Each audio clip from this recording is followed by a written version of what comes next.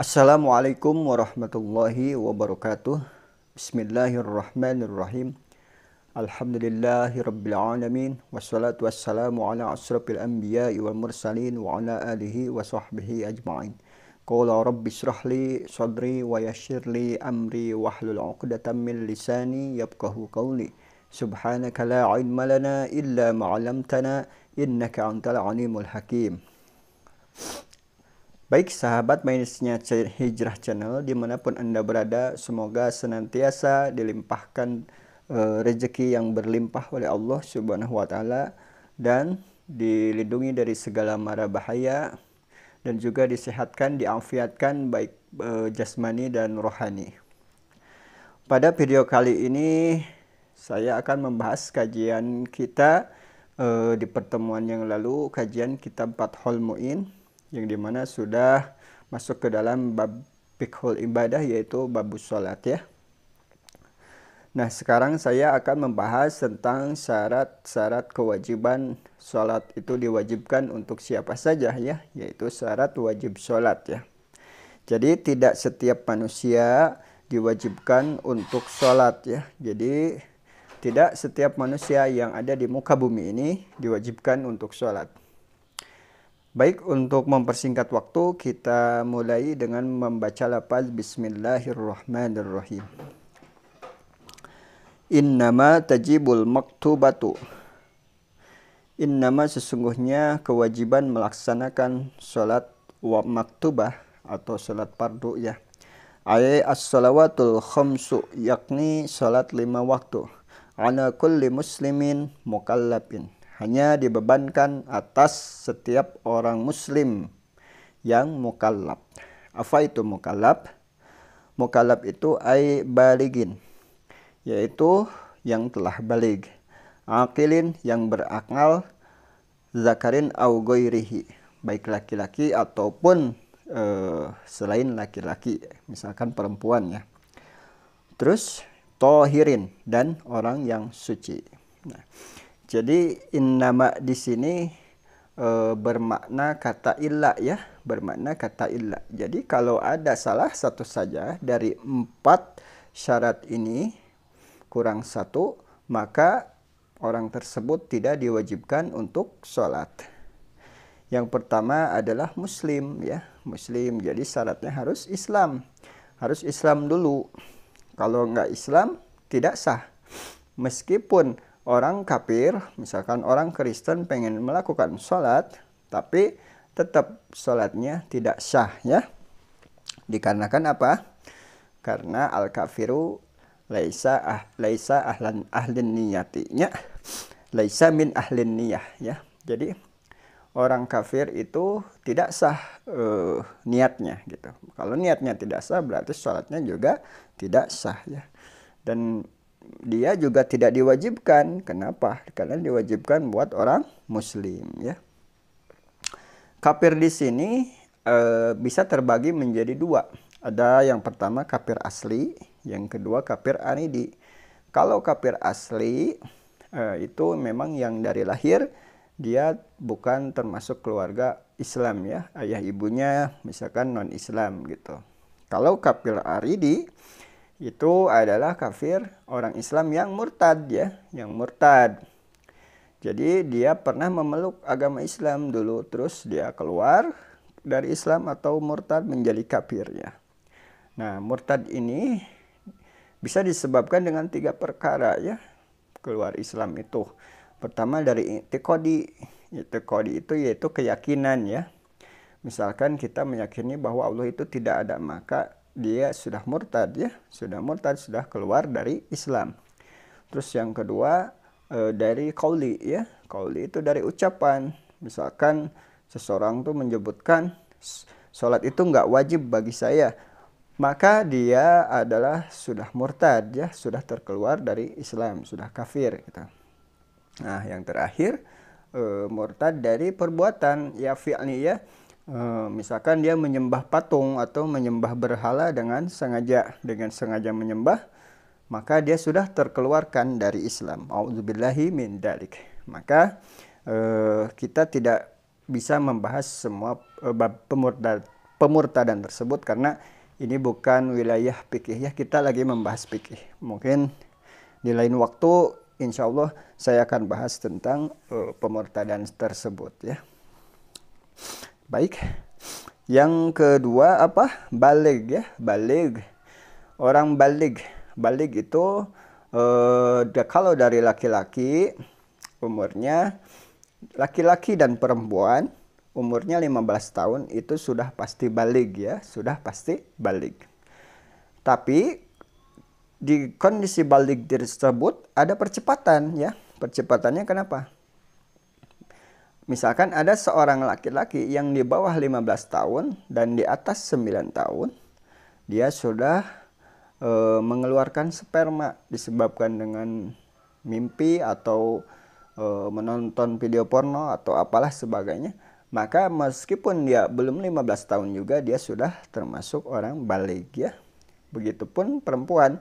Perempuan juga sama, ketika di atas umur 9 tahun dia sudah keluar opum ya, keluar opum atau dari mimpi, dari apa, maka dia juga sudah termasuk balig. Nah, kalau perempuan itu ada dua lagi, sama haid ya. Kalau di atas 9 tahun sudah haid, maka dia sudah balig ya. Itu balig. Yang ketiganya apa? Yang ketiganya akil, yaitu berakal. Berakal ya. Nah, kalau manusia hilang akalnya, maka tidak diwajibkan untuk sholat. Seperti orang gila ya. Orang gila, dia tidak diwajibkan untuk sholat. Nah, harus berakal ya. Tapi misalkan orang sakit, meskipun dia sakit parah, dia tetap diwajibkan untuk sholat selama akalnya masih ada ya, selama dia masih berakal ya. Misalkan dia lagi sakit parah, tidak bisa bangun, sholatnya tidak bisa berdiri, bisa dikenakan rukhsah atau keringanan, bisa sambil duduk ya. Nah, kalau duduk pun tidak bisa, bisa sambil berbaring. Dari berbaring tidak bisa, bisa sambil mengisyaratkan atau dengan isyarat ya, dengan kedipan mata, itu juga bisa ya. Makanya orang yang sakit itu harus sholat ya, wajib untuk sholat, tidak boleh ditinggalkan. Kenapa? Karena orang yang sakit itu pada hakikatnya lagi dibersihkan dosa sama Allah Subhanahu wa Ta'ala. Lewat sakitnya dosa-dosanya diampuni. Jadi dengan sakitnya itu semua dosanya bisa diampuni ya. Jadi jangan buat dosa baru. Buat dosa baru dengan meninggalkan sholat dengan alasan sakit ya. Jadi tidak ada akhirnya nanti. Yang dosa yang dulu diampuni sekarang buat dosa baru karena tidak sholat ya. Pal insanu madama aqluhu sabitan la tasqutu anhu shalah. Manusia itu selagi akalnya masih ada, masih berfungsi, akalnya masih ada, maka dia tidak diperbolehkan untuk berhenti sholat, untuk meninggalkan sholat. Begitupun dalam perjalanan ya, perjalanan jauh sekalipun ada keringanan nanti bisa dijamak ya, jamak takdim, jamak takhir, atau juga bisa dikosor ya, bisa dikosor ya. Baik, dilanjut yang keempat adalah tohirin. Tohirin itu suci dari haid dan nifas ya. Jadi orang yang suci dari haid dan nifas itu bagi perempuan wajib sholat apapun keadaannya itu. Mau sakit, mau di perjalanan, mau sibuk kerja atau apa, dia diwajibkan untuk sholat 5 waktu ya. Kecuali lagi men ya sama haid, itu tidak diwajibkan untuk sholat ya.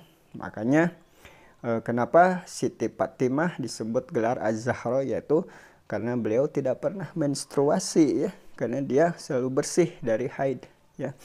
Makanya digelar Fatimah Az-Zahra. Baik, dilanjut.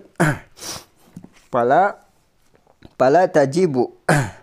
Maka ibadah sholat itu tidak diwajibkan ala kafirin asliyin, bagi orang kafir asli ya, wasobiyin dan anak kecil, wa majnunin dan orang gila, wa mugman dan epilepsi atau ayam, alaihi wasakrona bila ta'adin dan orang mabuk yang tidak ceroboh alias tidak disengaja ya. Di sini maksudnya tidak disengaja mabuknya. Li'adami taklifihim. Li'adami taklifihim karena tidak ada tanggungan bagi mereka.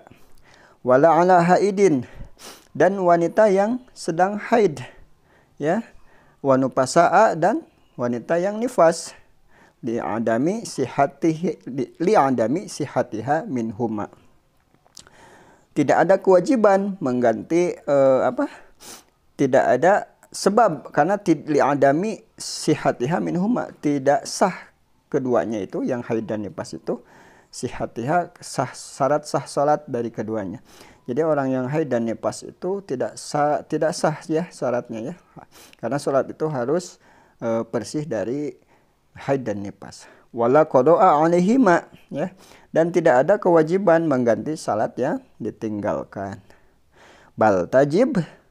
Nah, namun hukumnya wajib. Bagi siapa? Wajib apa? Wajib mengqada ya. Bagi siapa? Ala murtadin. Bagi orang yang murtad. Dan orang yang muta'addin bisukrin, dan orang yang hilang akalnya dengan sebab mabuk atau disengaja ya. Nah, jadi untuk kafir asli itu dia tidak wajib untuk mengqadanya. Apabila misalkan dia dikasih hidayah dan taufik sama Allah sehingga dia masuk Islam ya. Ketika dia masuk Islam atau mu'alaf, dia tidak diwajibkan untuk mengqada salat tersebut. Karena apa? Allah telah berfirman di Al-Qur'an, "Qul lil ladzina kafaru iyantahu yughfar lahu." Qul lil ladzina, katakan wahai Muhammad, lil ladzina kepada orang-orang kafaru yang kafir ya. Yang tahu apabila mereka berhenti dari kekufuran alias dia mu'alaf masuk Islam, yughfar lahu. Kami telah mengampuninya ya. Begitu. Jadi salat-salat yang dulu pernah ditinggalkan tidak harus diqada ya untuk kafir asli. Tapi kalau kafir aridi yang disebabkan murtad tadi, maka itu diwajibkan untuk mengqada. Contoh, misalkan orang tersebut dari umur 15 tahun sampai 20 tahun dia Islam ya.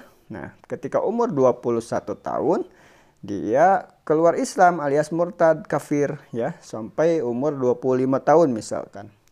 Ketika umur 26 tahun dia masuk Islam kembali, dia mu'alaf ya, mu'alaf kembali ya. Maka yang umur 21 sampai 25 tahun itu harus diqada alias wajib diqada ya, wajib diqada dengan secepatnya. Zuhur, asar, maghrib, isya sampai subuhnya semua harus diqada ya. Karena dia kafirnya bukan kafir asli, dia kafir aridi, dia murtad alias dia dulu pernah Islam ya, sekarang masuk Islam lagi. Begitu ya. Nah, itu buat kafir aridi. Terus untuk yang haid dan nifas itu ya tadi tidak diwajibkan untuk diqada. Kata Syekh Jainuddin Al-Maribari di sini, wala qada'a 'alaihima ya, tidak diwajibkan untuk diqada. Apabila wanita sedang haid dan nifas terus dia sudah bersih dari haidnya, dia langsung sholat biasa aja, tidak ada pengqadaan untuk sholat-sholat yang ketika waktu haid dan nifas tadi. Karena apa? Karena syarat sah sholat itu harus bersih dari haid dan nifas. Kalau ini kan syarat wajib, kita lagi membahas syarat wajib. Nah, terus sama orang yang hilang akal.